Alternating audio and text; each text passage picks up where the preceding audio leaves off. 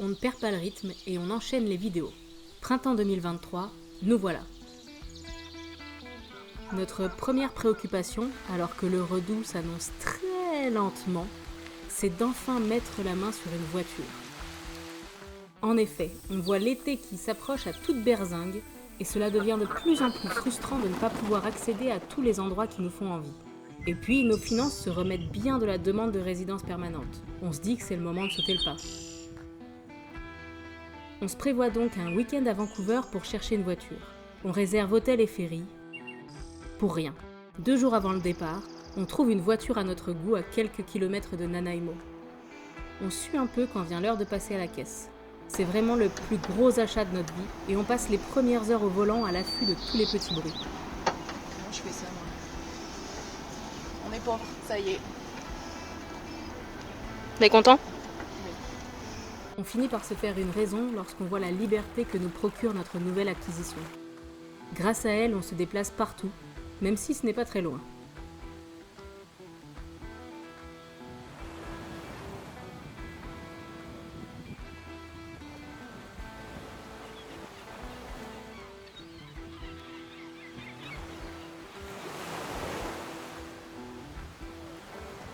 Et cela nous permet de réagir au quart de tour quand les orques sont annoncés dans les environs de Nanaimo.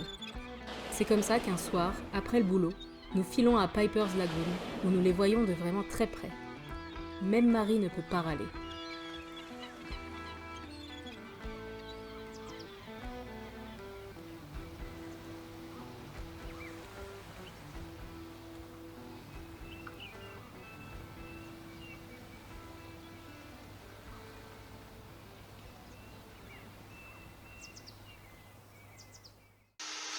Si nous restons dans les environs, c'est que nous avons fort à faire. Nous voulons retrouver un peu de la liberté que nous offrait Pompon, alors nous aménageons à nouveau la voiture. Nous y passons quelques week-ends grisâtres, à tâtonner, expérimenter, se rendre compte que ça ne fonctionne pas, s'engueuler parce qu'on ne se comprend pas, recommencer, mettre des cales partout parce que nos calculs sont faux.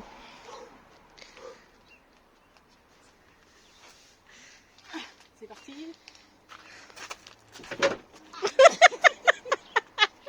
Moi, ça me fait rire.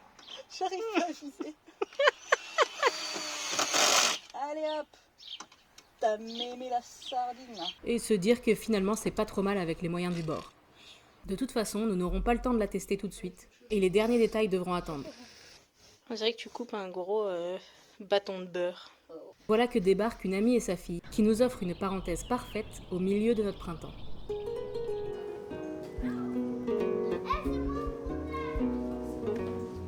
Ensemble, nous visitons une bonne partie du sud de l'île de Vancouver. Et nous commençons fort avec Victoria, la capitale administrative de la Colombie-Britannique, et où se trouve le premier Chinatown créé en Amérique du Nord. Avec Faustine, 6 ans, nous évitons les circuits historiques sur les discriminations, l'exploitation et la ségrégation des Asiatiques au Canada. Je mets le lien dans la description pour ceux que ça intéresse. Et profitons de la diversité culturelle actuelle pour lui faire goûter son premier bubble tea.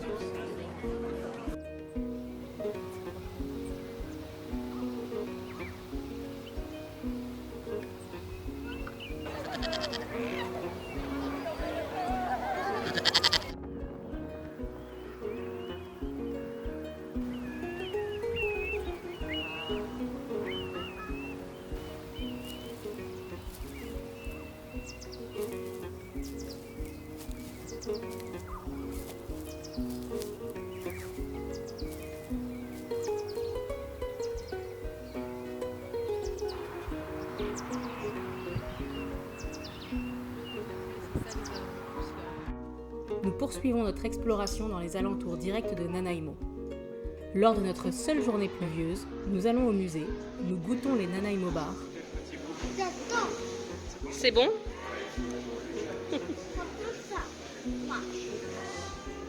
Et nous découvrons le redneck caché en Faustine. Quand le soleil revient, nous allons voir les rivières et les forêts qui nous entourent et nous cherchons les points de vue sur la ville.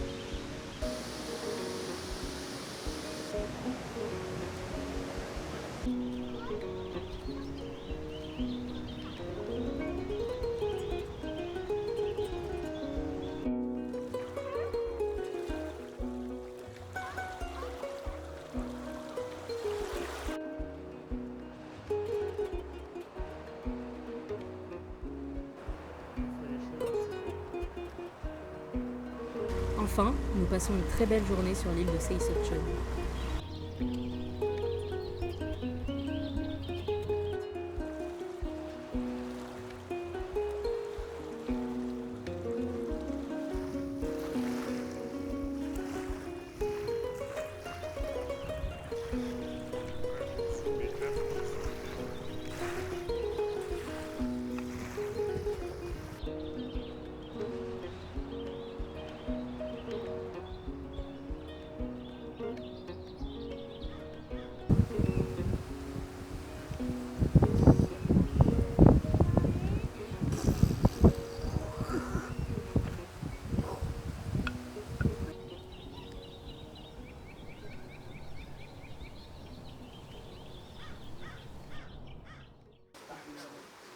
Leur séjour se finit en beauté avec 2 journées intenses. Le samedi, nous empruntons la route 4 jusqu'au bout, jusqu'au port de Tofino. Bien sûr, nous prenons notre temps. La route est toujours aussi belle. Nous explorons les forêts d'arbres millénaires. On voulait dessiner une trace de dinosaure et vous faire croire qu'on avait trouvé des dinosaures, mais on n'arrive pas à dessiner dans la terre. Nous sautons de rocher en rocher le long des torrents de montagne.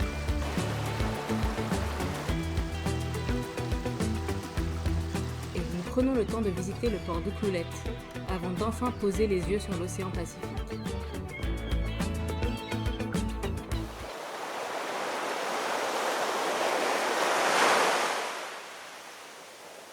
Là aussi, nous allons lentement, nous cherchons les étoiles de mer, les méduses, les phoques.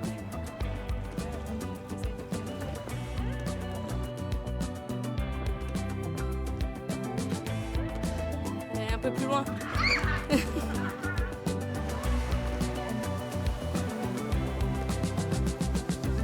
Nous profitons de la plage immense, nous observons les rouleaux gigantesques de l'océan. Et puis, comme les journées sont longues et que c'est tellement beau, on se laisse tenter par le dernier tronçon de la route.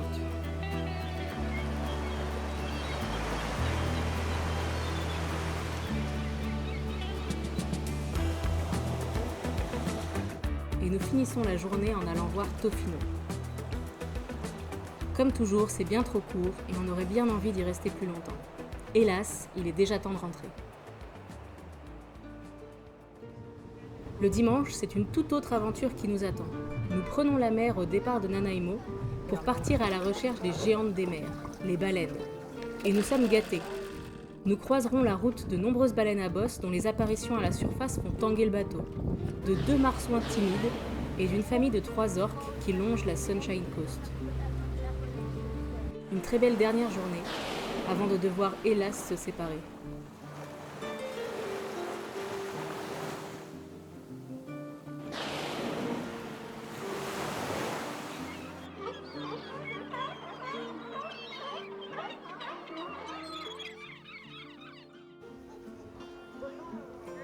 Et après toutes ces aventures, nous voilà de retour à notre printemps, qui s'est entre-temps transformé en début d'été. Nous continuons de profiter des belles journées et de la voiture pour explorer toujours plus notre belle région.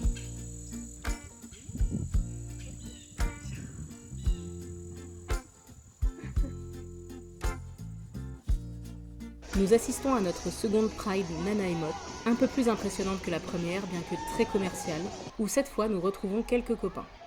Il faut croire que nous commençons à faire notre trou ici.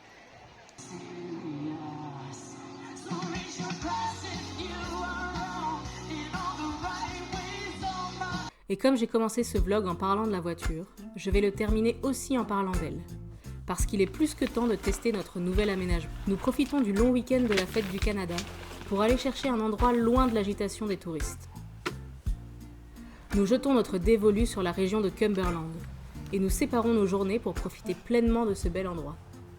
Jour 1, nous faisons la route jusqu'à Cumberland et passons l'après-midi en forêt. Bonus, nous voyons des chouettes.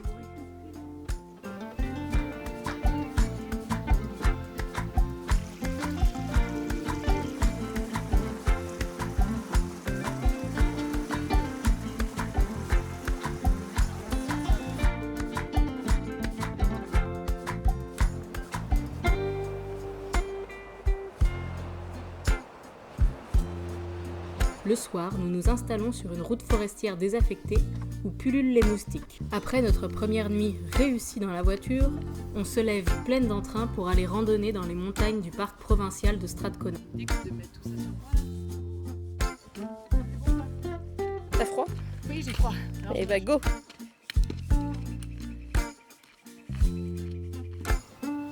Le sentier qui s'étire sur les alpages humides est très joli et bien balisé. Et on aperçoit au loin les sommets blancs des pics alentour.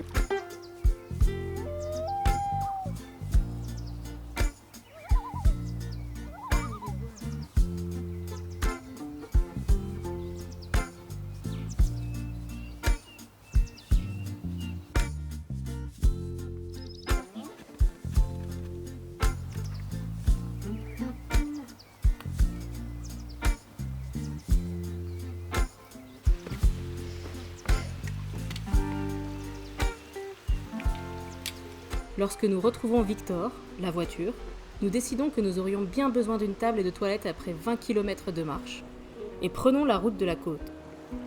Nous avons vu une aire de repos qui donne juste sur la mer.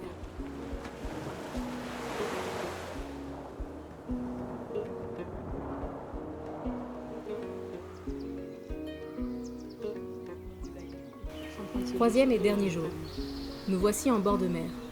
Nous prenons le petit déjeuner au bord d'une plage miraculeusement vide avant de redescendre en longeant la côte.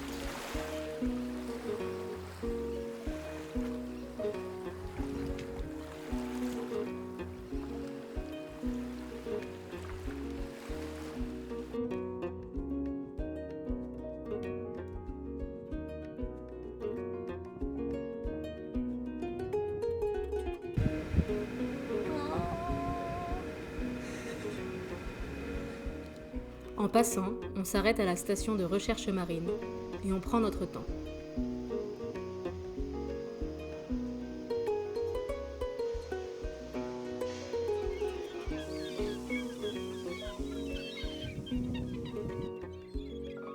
Caché dans un coin de notre tête, nous entendons une petite litanie.